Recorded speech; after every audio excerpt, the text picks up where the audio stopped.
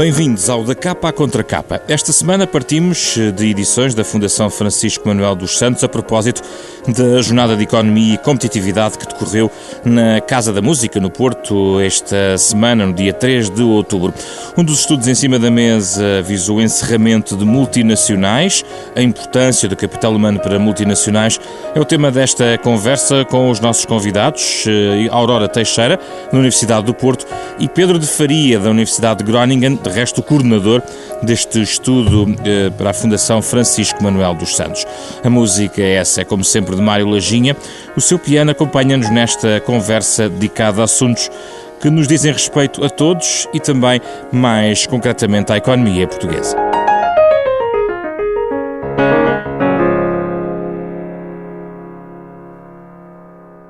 Bem-vindos, Pedro de Faria e Aurora Teixeira. Muito obrigado pela vossa disponibilidade para esta conversa à volta do encerramento de multinacionais, este estudo coordenado por Pedro de Faria, da Universidade de Groningen.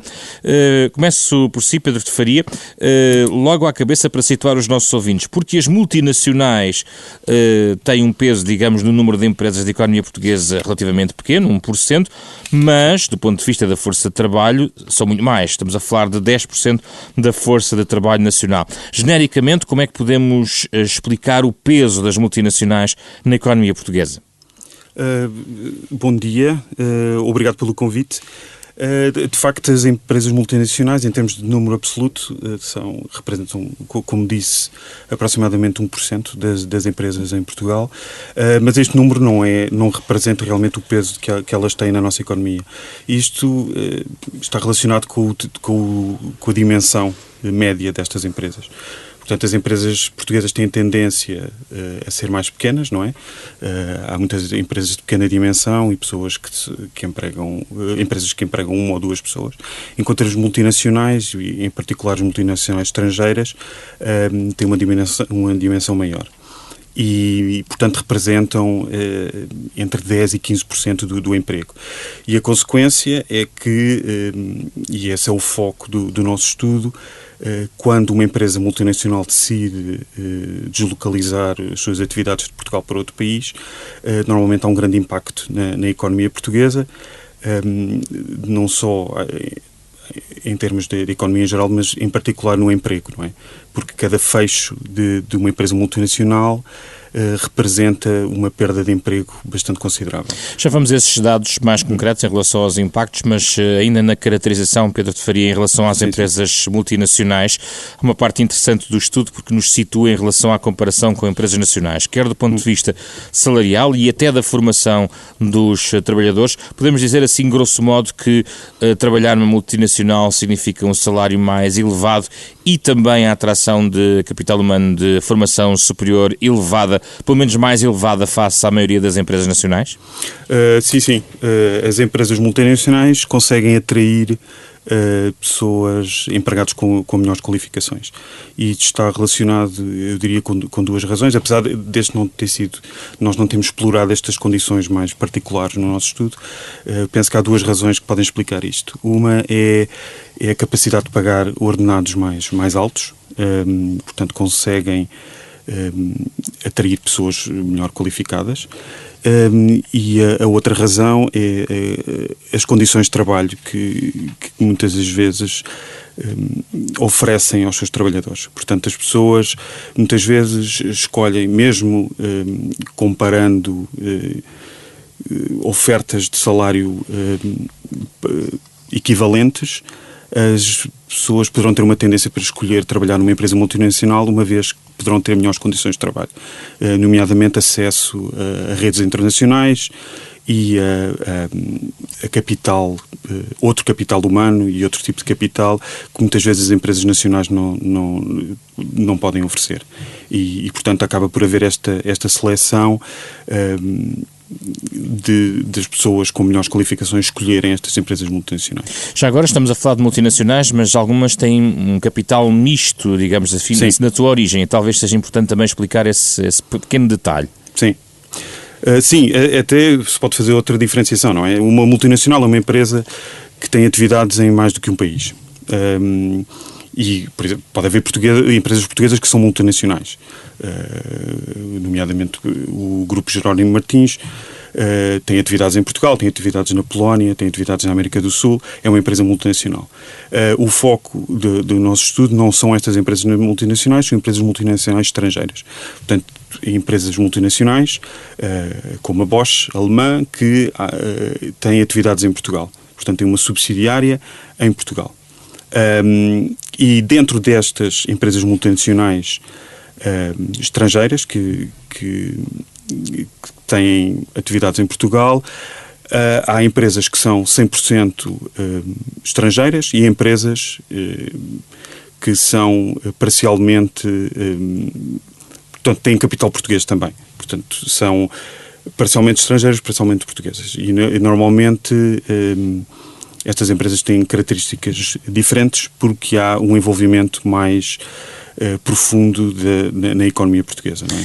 Aurora Teixeira, começo a sua intervenção olhando para o quadro geral do peso das multinacionais em Portugal. Quando olhamos para os gráficos, mostram um aumento da percentagem de emprego em multinacionais face, à percentagem total. Portanto, há um peso importante das multinacionais, mas que nem é sequer cortado pelo outro gráfico, que é a saída de multinacionais entre 85 e 2015. E quando olhamos para esses dados, mostramos que a crise, de facto, em 2008 e 2010 levou ao encerramento de várias subsidiárias de empresas multinacionais, mas a tendência está agora retomada em relação ao crescimento das multinacionais em Portugal. Como é que observa o peso das multinacionais em Portugal?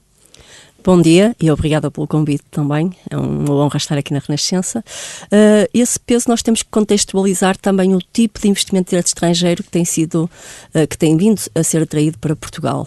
E o contexto da crise foi um contexto em que existiu uma onda de privatizações, em que o enfoque do investimento direto estrangeiro foi mais na parte do setor financeiro, do setor imobiliário e, portanto, são investimentos diretos estrangeiros de natureza distinta àqueles que ocorreram, por exemplo, na década de 80 ou na década de 90.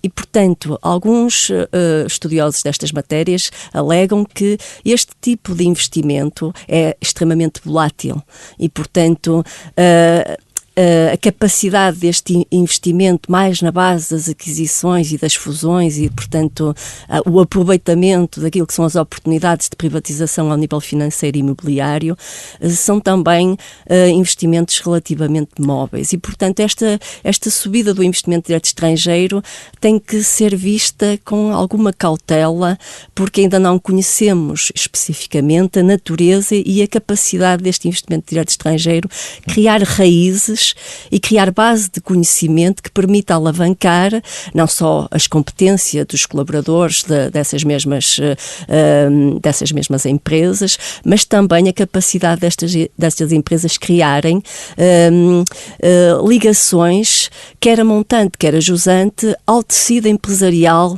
que está numa determinada região. Mas é inevitavelmente volátil pela natureza também da economia de mercado. A entrada e saída de empresas pode ser considerado um movimento aparentemente normal. Óbvio, e numa fase inicial é natural que assim seja, mas cabe também, não só às empresas estrangeiras, mas sobretudo às nossas autoridades de política, também criarem condições para que esses investimentos diretos estrangeiros sejam cada vez mais enraizados e que seja cada vez mais difícil a deslocalização e tornar mais difícil a deslocalização implica também investimentos e colaborações que se coloquem no terreno, nomeadamente ao nível dos atores locais. E eu estou aqui a falar não só de empresas e empresas pequenas que muitas vezes são os chamados fornecedores qualificados destas empresas multinacionais, mas também, por exemplo, organizações e instituições do ensino superior, desde os politécnicos, as universidades, mas também os centros de interface,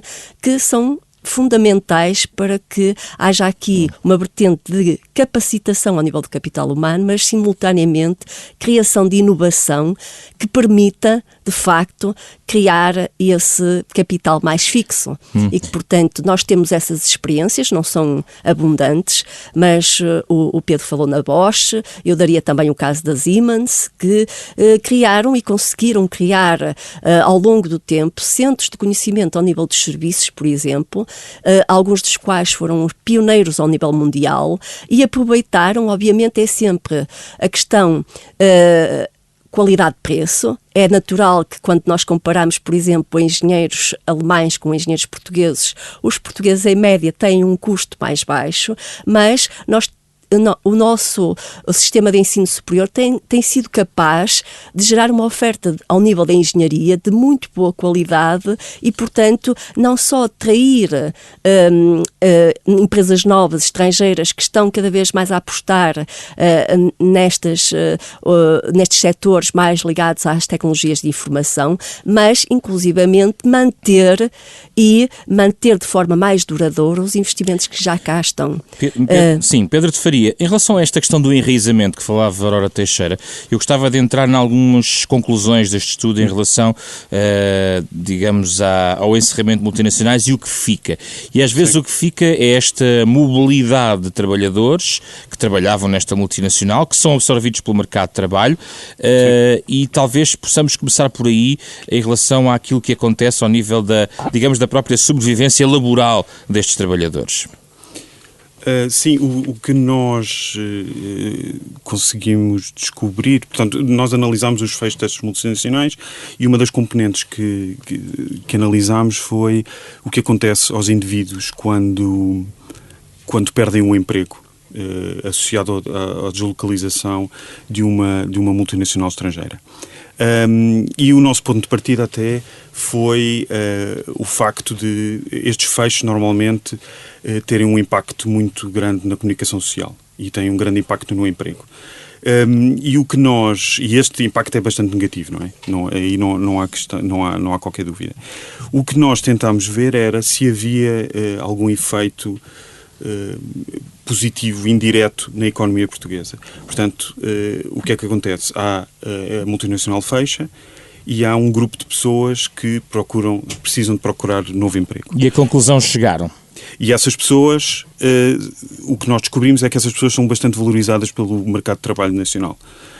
E não só, o que nós estaríamos à espera no início era que estas pessoas iriam para outras empresas multinacionais. Não é? Porque desenvolvem determinadas rotinas a trabalhar numa multinacional e, portanto, irão procurar uma empresa com características similares. O que nós descobrimos é que essas pessoas também vão para empresas jovens e pequenas em Portugal. Isto é, acabam por trazer vantagens para as empresas de menor dimensão e domésticas. As chamadas startups? Sim. Sim, startups, sim, nós acabamos por não pôr esse rótulo. Eu sei que há aqui os rótulos técnicos que temos que ver com atenção, não é? Nós não pomos esse rótulo porque muitas vezes startup está associada a empresas mais tecnológicas, não é? Não é que seja automático haver esta classificação, mas nós tentamos fazer uma classificação um bocadinho mais geral, mesmo relacionada com a medição. Ou seja, do tamanho da empresa. Globalmente o trabalhador que sai de uma empresa multinacional, porque ela encerra, sai de certa maneira, embora sendo sempre negativo que perca o seu emprego, naturalmente, sim, mas tem uma valorização acrescida que o mercado depois vai absorver. Exato. O que nós descobrimos, portanto, uma pessoa que perde um emprego por deslocalização é sempre penalizada em termos de, não só em termos sociais, mas também em termos do seu ordenado. Porque vem de uma fase de desemprego, não é? É sempre mais complicado mudar de emprego quando se está desempregado do que quando se vai de um emprego para o outro, não é? Porque há mais capacidade de negociação. Portanto, a questão é, há sempre uma penalização. O que nós descobrimos é que essa penalização é menor quando uma pessoa sai de uma empresa multinacional. E, portanto, o que nós descobrimos é que a nossa conclusão é que estas pessoas, quando trabalham no multinacional, desenvolvem um determinado capital humano, portanto, determinadas capacidades que são valorizadas pelo mercado. E, portanto, depois são absorvidas pelas empresas que ficam, não é?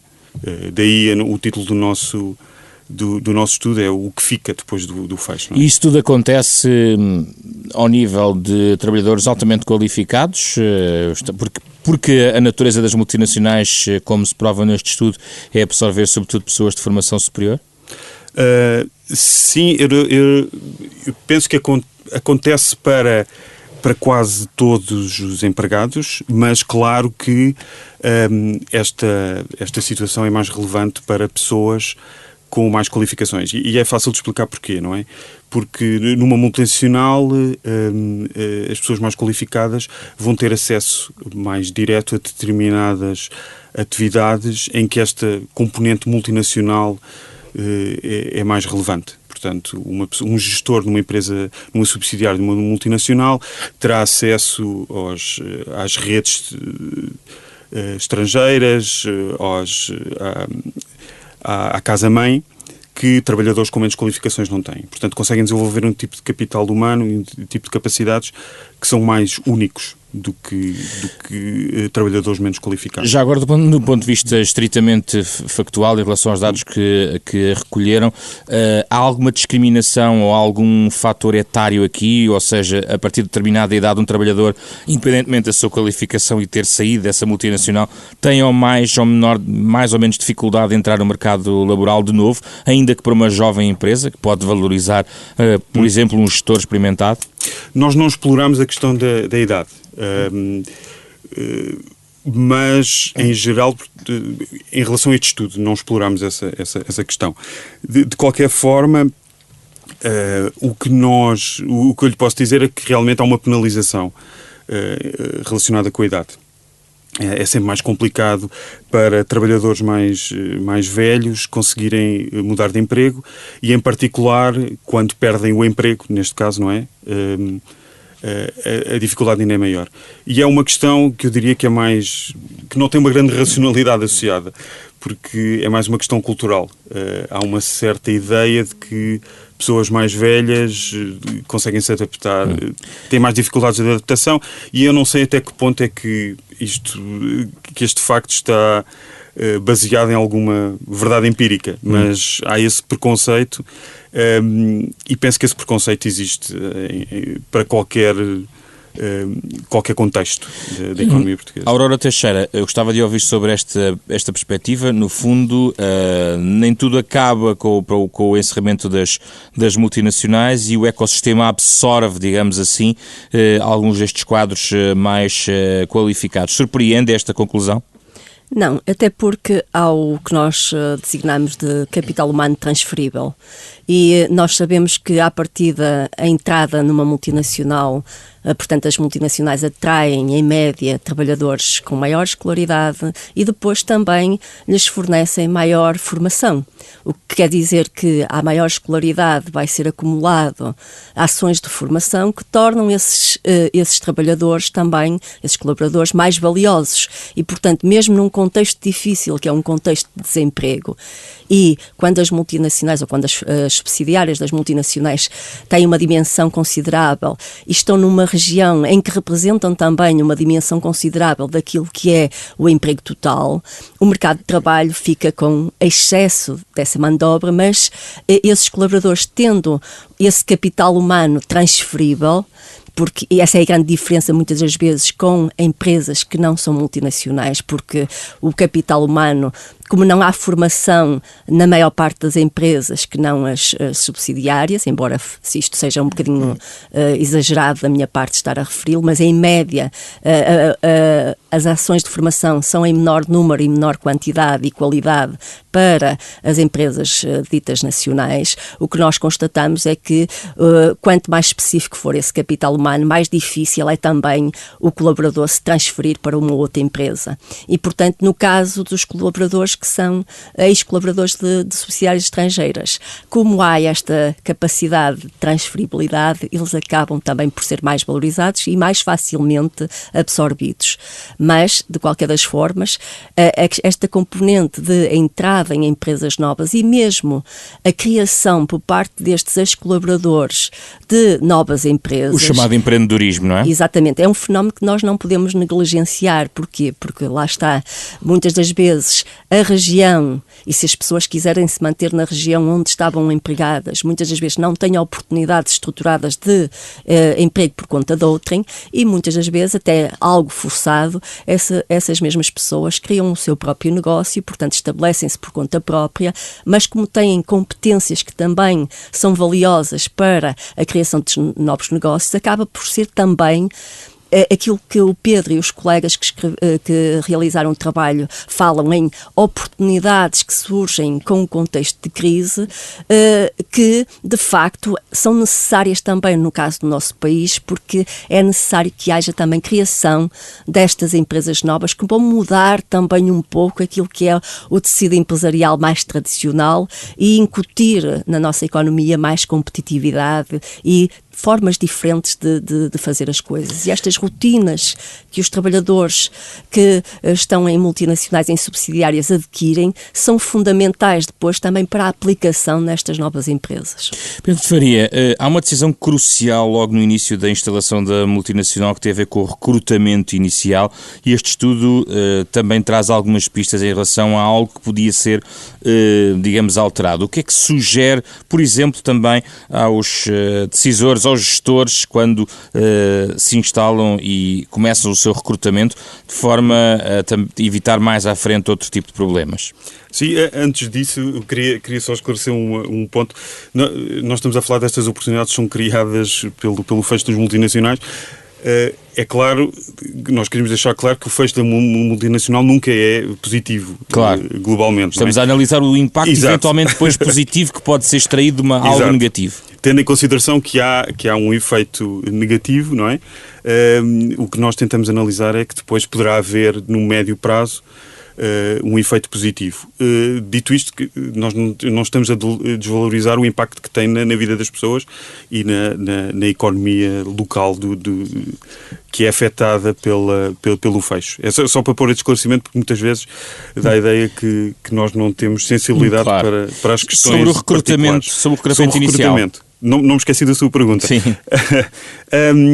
O que nós descobrimos é que, e num dos estudos que realizámos, num dos subestudos que realizámos, olhámos para a sobrevivência destas subsidiárias. Portanto, o período, o que é que influencia o fecho destas subsidiárias em Portugal. E olhámos em particular para as características do capital humano. Portanto, as pessoas que são contratadas no início, o tipo de pessoas que são contratadas no início influencia esta sobrevivência das subsidiárias. E o que nós descobrimos é que há três componentes que influenciam esta sobrevivência. Uma é a incorporação de trabalhadores que vêm da casa-mãe. Portanto, o que nós descobrimos é que multinacionais que decidem abrir uma subsidiária em Portugal e que transferem trabalhadores da sua casa-mãe portanto, fazem um investimento maior nesta subsidiária e esta subsidiária em Portugal irá sobreviver durante um maior período. Outro componente que nós analisamos é a contratação dos funcionários localmente. E o que nós descobrimos é que empresas que contratam funcionários que vêm de outras empresas multinacionais, portanto, com experiência de trabalho noutras multinacionais, conseguem melhores probabilidades de sobrevivência. E outra dimensão que nós descobrimos é que os incentivos que são oferecidos a estes trabalhadores, aos trabalhadores que abrem a subsidiária, também são bastante importantes. Portanto, o que nós olhamos para incentivos em termos económicos, não é? Quando o ordenado não só tem uma componente fixa, mas tem uma componente variável associada à performance dos trabalhadores. E, portanto, estas empresas que combinam estas características, portanto, que têm trabalhadores que vêm da casa-mãe, que têm trabalhadores com experiência noutras multinacionais e que têm este modo de pagamento com determinados tipos de incentivos, que sobrevivem durante um período maior em Portugal. Portanto, isto pode haver duas razões para isto. Uma é criam melhores condições e, portanto, são mais resilientes, em geral. E a outra é, estes componentes indiciam também um maior investimento da multinacional em Portugal. Estes indicam que a multinacional quer fazer um investimento sério em Portugal e não só explorar os salários baixos, por exemplo. E, portanto, estas são as características que nós identificamos. Em termos de... Perguntou-me em relação também à parte da definição de políticas, penso eu. Políticas públicas, nomeadamente. Públicas. Eu tenho sempre alguma dificuldade em fazer sugestões de políticas públicas, porque acho que primeiro podem ser mal interpretadas e depois, para ser honesto, eu não tenho todos os dados ao meu dispor, não é? Mas eu diria que acho que a principal mensagem aqui é o tempo em que se entraíam multinacionais dando grandes condições fiscais, dando condições dos municípios darem terrenos, por exemplo, sem contrapartidas para além da criação de emprego imediata, não é? Sem qualquer outra condição. Acho que esses tempos acabaram. E penso que as políticas públicas devem ir um pouco mais longe em termos do tipo de condições que oferecem e do tipo de condições que pedem às empresas multinacionais. E, portanto, uma das questões será olhar para o tipo, não só para o número de emprego, mas o tipo de emprego que está a ser criado e tentar avaliar o investimento que está realmente a ser feito pela empresa multinacional.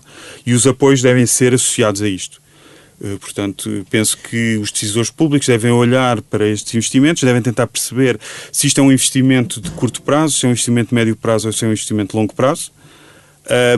E, baseado nisto, definir os apoios que são dados. Aurora Teixeira, gostava de ouvir também sobre estes últimos tópicos aqui avançados por Pedro de Faria. Bom, a minha opinião é que, obviamente, há investimento direto estrangeiro bom e há investimento direto estrangeiro mau. E se o investimento direto estrangeiro é atraído e tem custos em termos, nomeadamente, incentivos fiscais ou outros por parte dos governos, os governos têm a obrigação de ter uma estratégia, como dizem que as empresas têm que ter, os governos também. E têm que saber o que é que querem. Exatamente serem seletivos e, portanto, dizer exatamente para onde é que queremos ir, quais são os setores que queremos apostar e, simultaneamente, fazer essa estratégia de atração de investimento direto estrangeiro combinada ou coerente também com o investimento ao nível, por exemplo, do ensino superior, mas não só, do ensino secundário, do ensino médio, em que é fundamental nos quadros intermédios para também termos bons trabalhadores.